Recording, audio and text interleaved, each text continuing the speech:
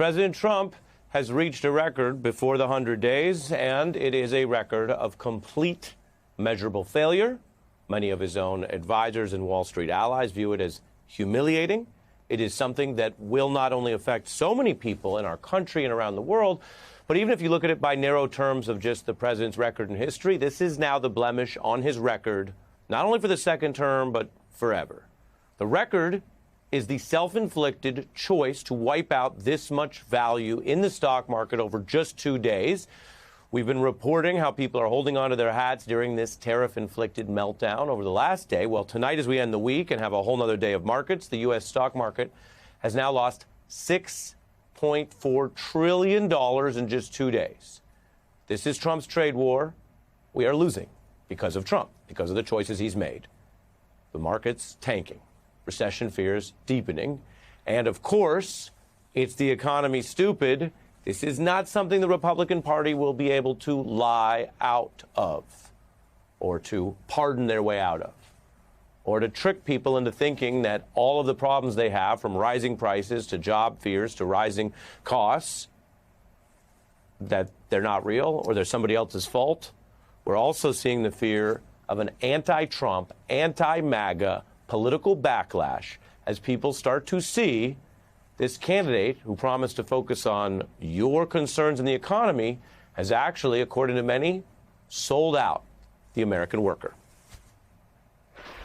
Markets look set to sell off as Donald Trump imposes the steepest U.S. import levies in a century. Stocks set to wipe out nearly $2 trillion in market value. Taking a plunge as investors react to the sweeping tariffs. Right now, angry heads are prevailing, and right now circumstances are prevailing that sends stock prices much lower than where they are right now. I struggle for what the president's game plan is. Because if you wanted to make the market crash, I think you would go with this game plan. I haven't seen it yet. I guess it's close to panic. This is the biggest policy mistake in 95 years. 95 years, and we can show you the top 500 companies. These are the largest companies that trade, and whether you trade in the stock market or not, as I've told you, this will affect you because these type of losses come with consequences and eventually job cuts and, of course, the price and inflation issues. This is down another 6% today. Another market index you heard of, the Dow, shed over 5%. The NASDAQ, another big bucket of stocks, losing just about 6%.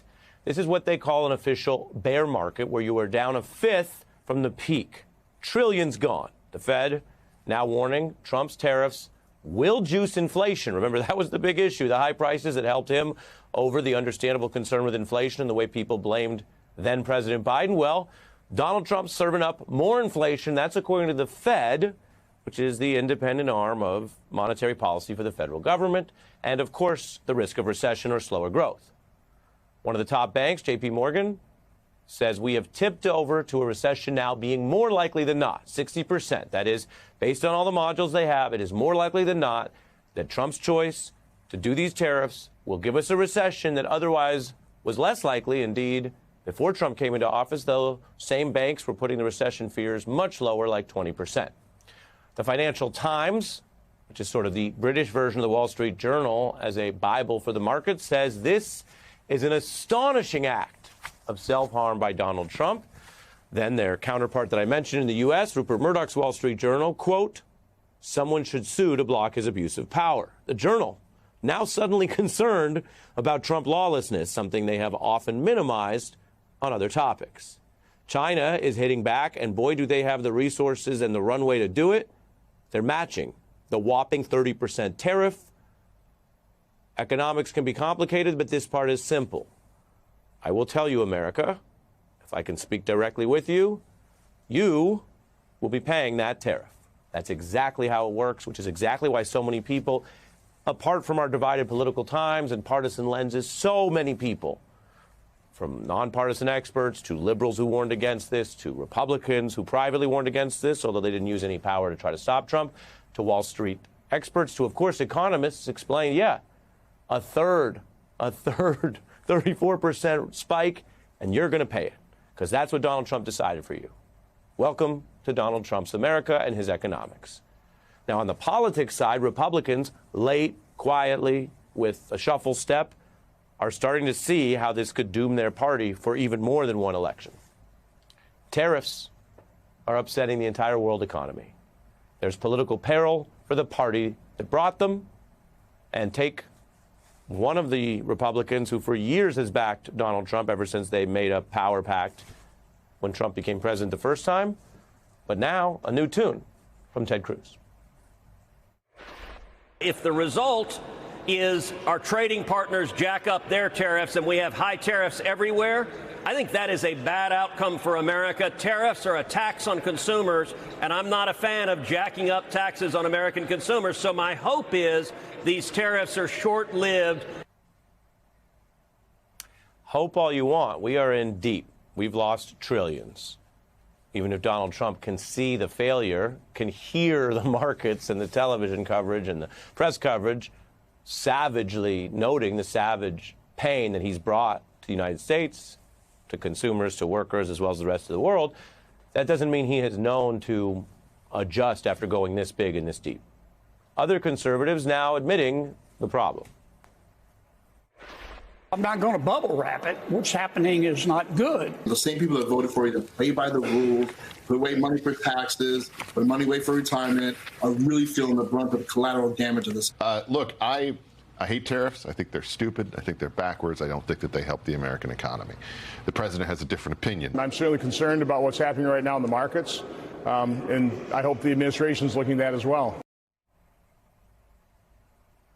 It's hard to find a Republican who's willing to do an interview and wants to defend this stuff, which tells you the free fall. Remember, there's been a lot of talk about the trade war and a lot of bluster and some stops and starts, which we covered, but this is now the red-hot core of it. These are these first 2 days when it hit this level with these global tariffs and the pain. And in these 2 days, Republicans starting to admit they have a Trump problem.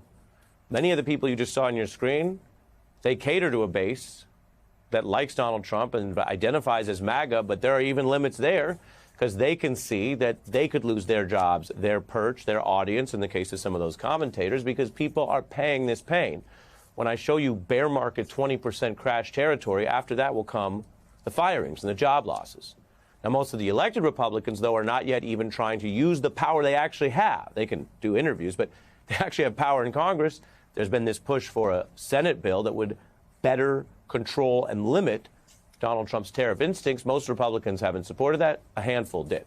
Meanwhile, business owners are feeling it.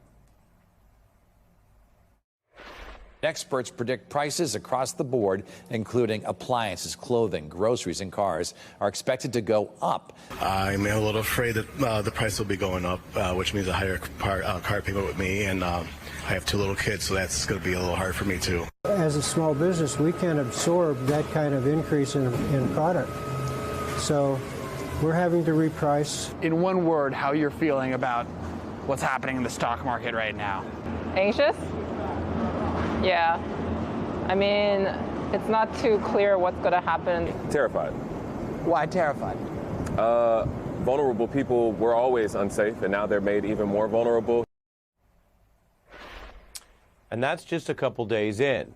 There's also resistance. Protesters against the Trump-Musk agenda, as well as this economic pain, say that they have, and you can see the bullets here from this group, Hands Off, they have now confirmed protests, often more than one, in every state in the country this weekend. So the chaos is real. The pain is real. And Donald Trump basically walked off the job. Think about this level of economic calamity. When COVID hit and you had the crash, it was everyone's focus.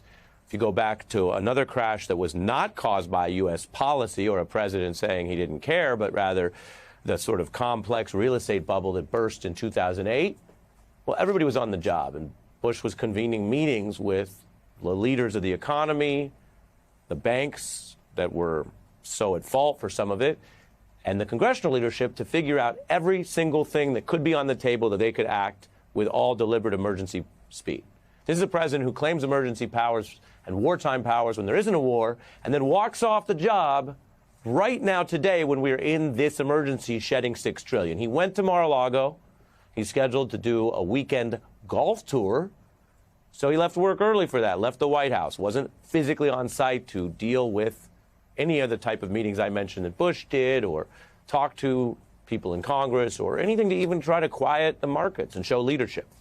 He's driving around his golf cart and also making money because it's his private business that's hosting the Saudi event. Markets may burn, but he's counting up his own money, just as I told you.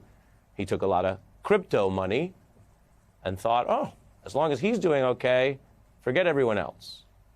If he lost $6 trillion, which he doesn't have, I think we would hear a very different tune, and he might even have time to go to work instead of ride around the cart. Now, how is this playing out in MAGA land? I showed you the leadership. We heard from Republicans who are running away, but you got to understand, one of the great political strengths of Donald Trump is the overestimation of his support.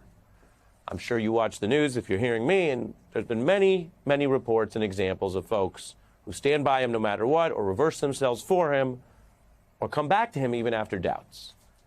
But then you also have to remember, he got fewer votes in 16. He got fewer votes in 20.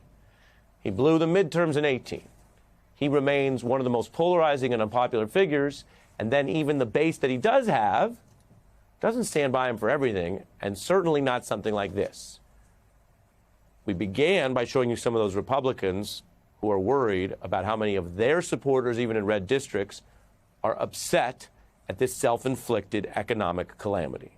That's what it sounds like when your leader lies, ignores all advice, starts an economic global calamity, and costs you a ton of money.